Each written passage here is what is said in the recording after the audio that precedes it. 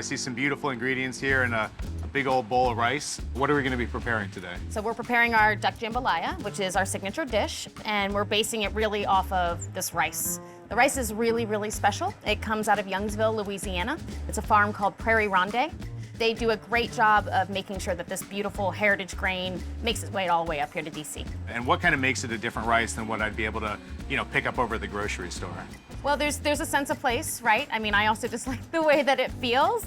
But the thing about this rice is that it's really aromatic in a soft and subtle way. It's got just the right amount of starch on the outside of it. It's a beautiful rice. So it's going to hold up against all these other ingredients here. It will, but it also won't overpower the dish. It sort of all marries together. So Chef, besides the rice here, what are some of the other ingredients that are going to flavor this dish? The jambalaya that we do here at Dauphine's is based on Trinity, which most jambalayas are, but we do deeply caramelize our onions. Other than the Trinity, we have our braised duck meat.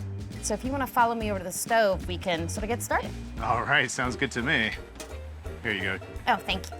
And Chef, I like the crawfish on top of the pot here. It's totally not a lobster. It's really a crawfish. I knew that. It's New Orleans. So, and this is what you're going to be serving the dish in? It is. It's a tiny Dutch oven. So the way we're going to get started is we'll remove the lid.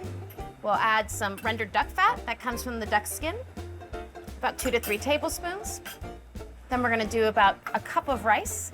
Standard ratio here is about 1 to 1.5 in liquid. So we'll add our rice. We're going to add salt, pepper, some of our house-made Creole, and then this is our Worcestershire powder. So one thing that's really important is that we want to try to keep all the rice in the bottom of the pan and not stuck on the sides, so they don't get overcooked or crunchy. There's nothing worse than crunchy jambalaya. In sauteing, it'll get coated with all that nice duck fat. It'll make sure that when we go to separate and fluff the rice, that fat coats each grain so it doesn't get wet or soggy. So you want to cook this just till it gets a little bit more fragrant. We're going to add a lot of vegetables to this. So this is our Trinity mix. Next, we're going to grab our roasted garlic puree. We're also going to go ahead and add our braised duck meat. So we already got a lot of duck going into this dish. Lots of duck. All right, and then what we're going to do next is add our green onion and our parsley. I'm a big fan of parsley. We're going to add a little bit of stock. And let me guess, we got a little bit of duck in this as well? There may be a little duck in here, yeah. It's an all duck stock. It does have a little bit of red wine and tomato, just to help deepen the color. So much darker than like a chicken stock. All right, so the big thing here now is that what I'm gonna do is I'm gonna grab one of these spoons, and I'm just gonna taste the broth, because you really wanna make sure that you're not under seasoning. I think it actually needs a little bit more Creole. We're gonna add the sachet right before we put on the lid. It has a little bit of fresh bay leaf and thyme. Oh, so you got some nice aromatics going in as well. Yes. And then we're gonna put our lid on and pull it back to simmer. We're gonna let it cook, and the big thing about jambalaya is you never take the lid off. You have to trust the process. What happens if you take the lid off? You ruin the entire dish. We definitely don't want that. So while this is cooking down, we're gonna pull together the rest of the components of the dish. So that's gonna include grilling off our duck and jalapeno sausage. The cabbage is a mix of house fermented sauerkraut. We pull it together with just a little bit of duck stock and some butter. Our duck breasts, we're going to pull them from the refrigerator, and then we'll hang them in the combi oven to bake. So after they've roasted, we're gonna let them rest just a little bit. And then each duck breast will be split in half and divided amongst the plates. We'll garnish our finished rice. And we'll take it all out to the table and enjoy it there.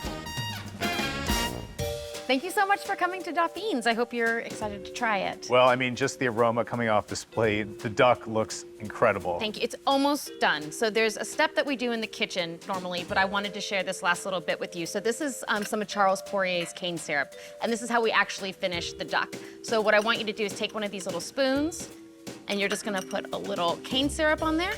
And what's this gonna add to this? And this is just gonna add a little bit of sweetness, a little bit of depth and nuance. And then you wanna eat the cane syrup off your spoon. It's the best part. It's so delicious. It's like nothing else in the world.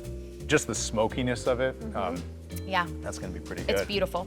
All right, and this is where all the magic's happened, right? This is where, I mean, there's a little magic everywhere, but this is where most of the magic is. And we're just gonna give it a stir.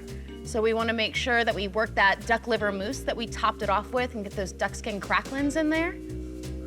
And then really, I'm just gonna put a little bit on your plate. There may be some leftovers. I know some people who are going to enjoy those. Good. Dig in.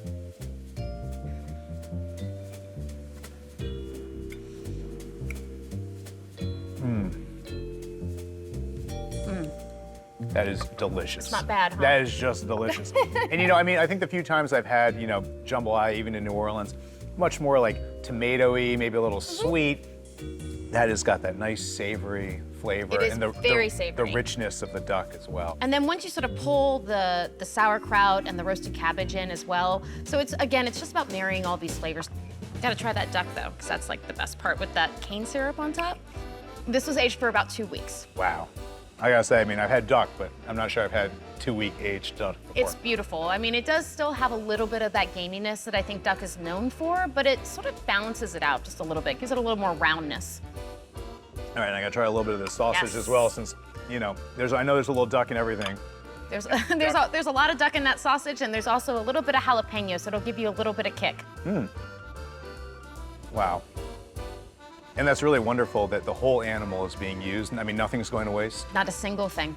Not a single thing. And we actually render more duck fat than we can use, so we cook lots of other things in it as well. Well, everything's better when cooked in a little duck fat. So. Yes, it is. And Chef, you know, it's just as someone who's, you know, been to New Orleans a few times in my life and always loved the food there, I'm glad that you have brought a little taste of New Orleans here to DC. Well, I mean, that's exactly what we're trying to accomplish. You know, we're trying to really inspire people to go and see the real thing. This is the Mid-Atlantic version, and we're exceptionally proud of what we do, but really, you can never beat a trip to New Orleans. I normally wouldn't want to end on a note of encouraging people to leave DC. This is a DC food show, but in this case, I'm sold. Go. This is delicious, and cannot wait to come back and definitely bring maybe even more than 2 people to share it with, because this I mean, is it definitely a can be lot split between a few. of good food. Thank you. Thank you, Chef.